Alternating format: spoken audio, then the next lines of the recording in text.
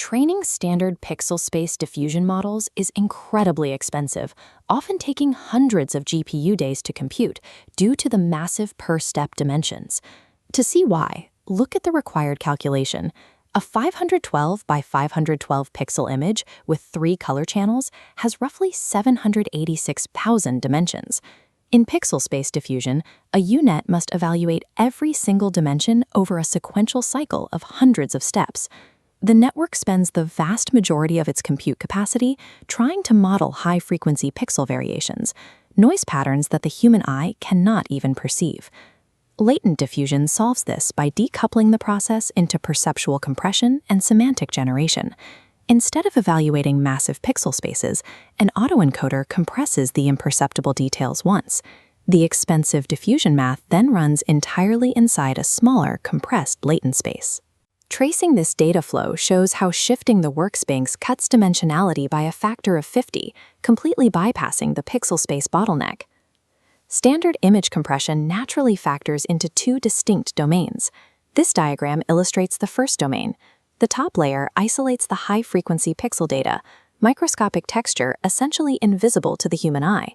We call this perceptual compression. The bottom layer retains the structural geometry and conceptual meaning of the image. This is the semantic compression. Standard pixel diffusion models fail to distinguish between these 2 layers. They spend almost all their computational capacity modeling that top perceptual layer of invisible noise. Latent diffusion establishes a clear rule: stop spending expensive generative unit capacity on the imperceptible. Accepting this split allows engineers to mathematically isolate the most expensive sequential part of the generation process and apply it exclusively to the semantic structure. To handle that perceptual layer, the architecture uses an encoder-decoder pair.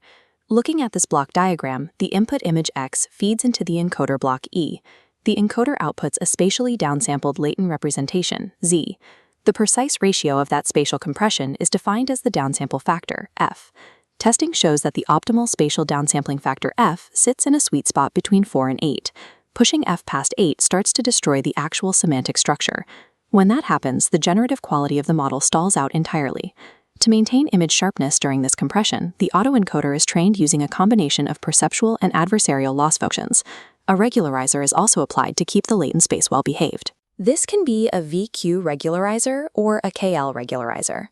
Applying a KL regularizer makes the setup mathematically identical to a variational autoencoder, or VAE. Because this well-behaved latent space successfully captures all necessary perceptual data, the autoencoder is trained exactly once. It is then frozen, saving all future generative compute. There is a common professional misconception that latent diffusion requires entirely new diffusion mathematics. It introduces 0 new math. This is equation 1, the standard pixel space diffusion objective.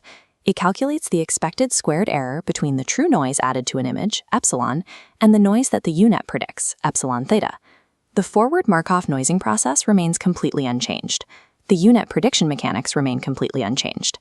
The architecture makes a single mathematical substitution, replacing the pixel representation, xt, with the latent representation, zt. The score matching objective is mathematically identical, only the workspace has shifted. This transition formula shows the exact dimensionality drop caused by operating at the spatial downsample factor F. Height and width are both divided by F. At an F factor of 8, the required working dimensions drop from roughly 786,000 down to 16,000. This F-squared dimensional drop directly translates to about 50 times less compute per step. It permanently solves the pixel space bottleneck while keeping the proven generative math completely intact. Unconditional image generation is limited. Building a true generative engine requires specific multimodal conditioning, like text prompts, to guide the output. To inject conditioning, cross-attention layers are inserted into the unit's intermediate layers. A transformer encoder processes the input into tokens, setting up a standard attention calculation. The UNet's internal layers supply the queries.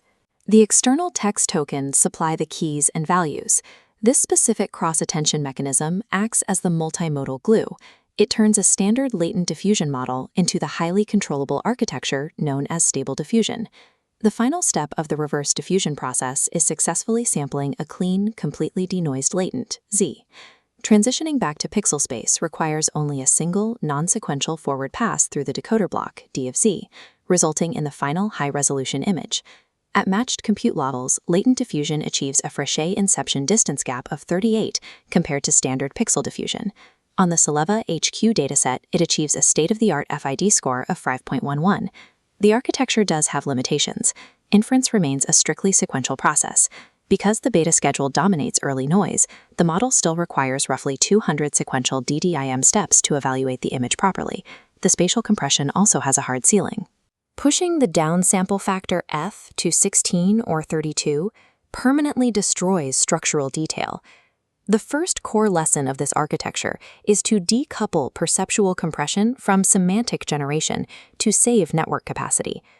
The second core lesson is to run the diffusion objective in the latent space by substituting X with Z, taking full advantage of the F² dimension cut.